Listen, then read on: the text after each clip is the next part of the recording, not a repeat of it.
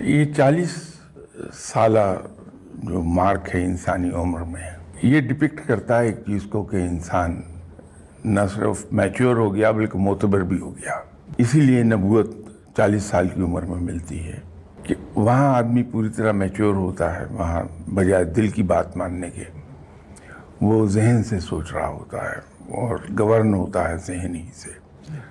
تو پہلی بات تو یہ ہے کہ انسان کو میچورٹی شو کرنی چاہیے کہ میں 40 سال کا ہو گیا اور اس عمر میں میچور بیہیو کروں تو بہتر ہے۔ دوسری بات یہ ہے کہ ہماری جو حرکتیں ہوتی ہیں نوجوانی والی، جوانوں والی، وہ تیزی ترازی اور وہ اکھڑ پن، ان تمام چیزوں سے اجتناب کرنا چاہیے کہ ہم اب میچور ہو گئے، معتبر ہو گئے۔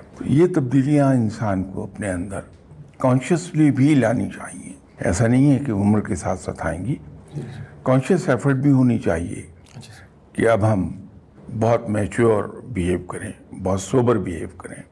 یہ دونوں چیزیں، میچورٹی اینڈ سوبر، یہ آ جانا چاہیے انسان میں، اور عام طور پہ آ جاتا ہے۔